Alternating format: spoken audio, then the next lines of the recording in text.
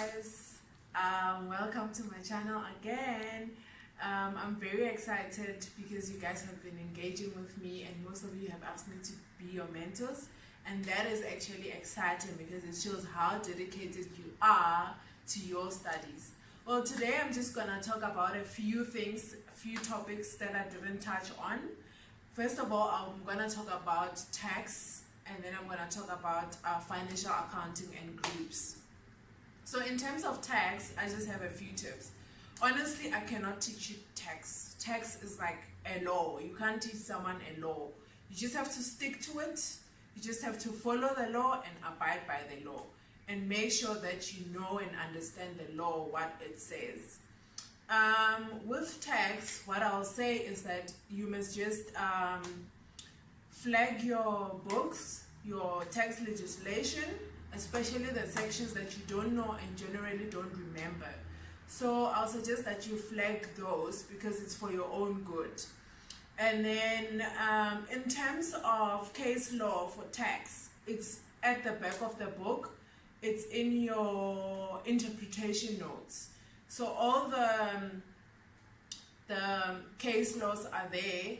I will, however, give you the pages of the case laws which I used during my CTA. They might be a bit outdated, but if I write the interpretation note, basically it will help. So basically that's it for tax. And then in terms of groups and financial accounting, I just want to talk about the theory. So in terms of your theory, I suggest that you actually put your requirement first, meaning in terms of your IFRS or in terms of your tax.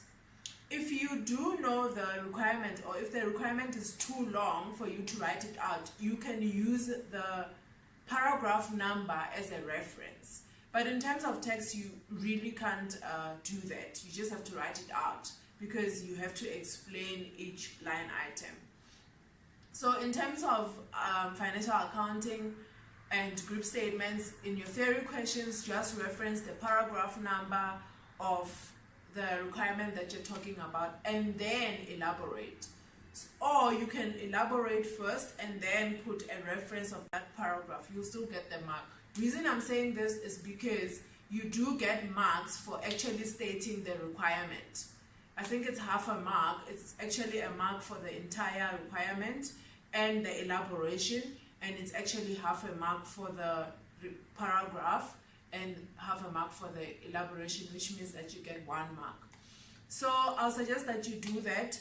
Actually put the requirement first. If it's too long for you to write it out, elaborate, meaning apply, and then put the paragraph number in brackets. This will save you a lot of time. And then at the end, don't forget to conclude, because when you conclude, you actually get a mark. Either your conclusion is right or wrong, you will get a mark. So in terms of financial accounting, I really can't teach you much. It's just calculations and you need to practice. The only tips for you I had was for the theory questions. And then in terms of your group statements, that's also practice. You just need to practice.